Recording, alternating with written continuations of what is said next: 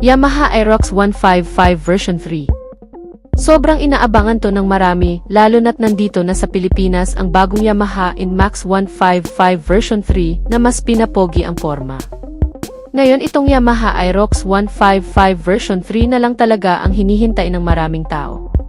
May mga nagsasabi pa nga na mas excited sila sa pagdating ng Aerox dito sa Pilipinas. Ibig sabihin mas madami ang fans ng Aerox dito sa Pilipinas, kaya't for sure, mas dadami ang tatangkilik sa motor na ito. Pero hindi na nakakapagtaka yan dahil kahit noon pa man talaga ay patok na patok ang Yamaha Aerox 155 dito sa Pilipinas, mula pa nung version 1, paano pa kaya ngayon na mas na-improve pa lalo ang motor na to?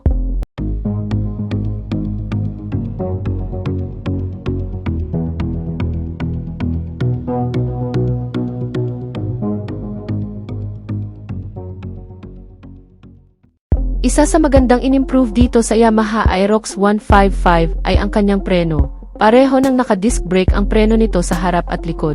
Yung kasalukuyang Aerox kasi na nandito ngayon ay naka-drum brake lang yung likurang preno. Samantalang ito ay naka-disc brake na ang front and back, so mas maganda na ang kanyang stopping power. Mas pinalakas at may improvement na rin ang kanyang suspension dahil meron na rin itong shock absorber. Mas maganda na ang play ng kanyang suspension kahit mapadaan ka sa mga lubak-lubak na daan ay komportable ka pa rin at hindi ito matagtag. Sa ngayon dito sa Pilipinas meron tayong standard version at IBS version ng Aerox, pero ngayong meron ng Aerox 155 version 3 na inaabangan natin. Malaki ang posibilidad na magkaroon ng tatlong version dito sa Pilipinas. Ang standard version na naka-DSUSI lang, ang IBS version, at ang turbo version na naka-TFT display, pero may tsansa din na maging dalawang variant lang ito, yung IBS version at ang turbo version. May tsansa din na alisin na yung standard version na DSUSI kagaya ng ginawa nila sa Yamaha NMAX, ngayon mas modern ang design nito, mas sporty.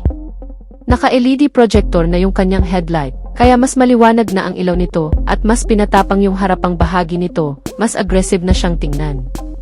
Kung yung Yamaha Aerox version 2 ay napakapugi na ang looks, mas lalong pinapugi itong version 3, kaya naman talagang nakakamangha din ang pagdidisenyo ng Yamaha pagdating sa kanilang mga motor. Dahil mahirap naman talagang i-improve ang halos perfect na motor pagdating sa disenyo, so ngayon ay mas lalo itong pinaganda.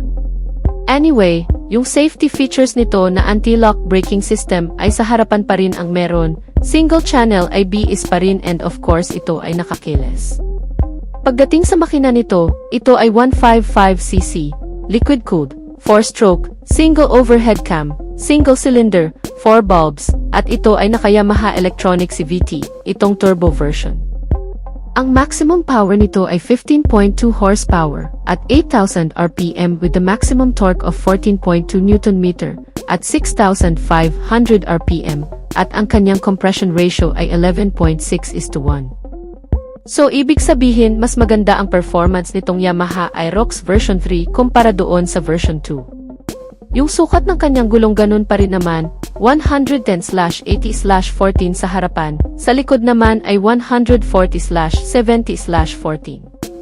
At isa yan sa maganda sa Aerox, dahil maganda ang kanyang handling dahil na rin sa mga malalapad nitong gulong, at meron itong mataas na ground clearance na 145mm, kaya kahit mapadaan ka sa mga matataas na humps, ay hindi sasayad ang ilalim na bahagi ng motor.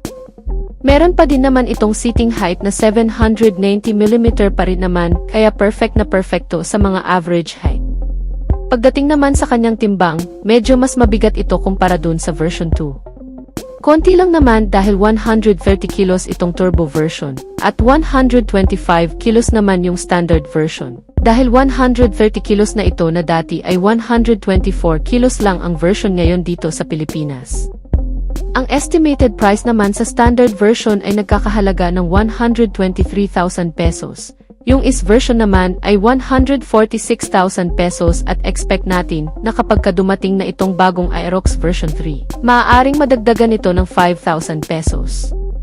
So yung standard version maaaring maging 128,000 pesos na, at yung is version naman ay maaaring maging 151,000 pesos. At ito namang Aerox Turbo ang medyo magiging mahal. Dito kasi kung magbabase tayo dito sa Yamaha NMAX, ito ay nagkakahalaga ng 175,900 pesos.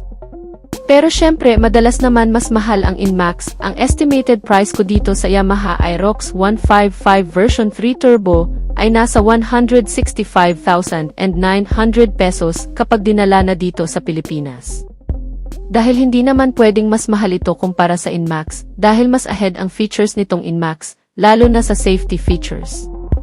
So abangan nating lahat yan, ang pagdating ng panibagong Yamaha Aerox version 3. Kung hindi man sa last quarter ng taong ito, ay baka sa first quarter na ng taong 2026. Ikaw ka Wizard Moto, anong masasabi mo dito sa bagong Yamaha Aerox 155 version 3? Isa ka rin ba sa nag-aabang sa motor na to?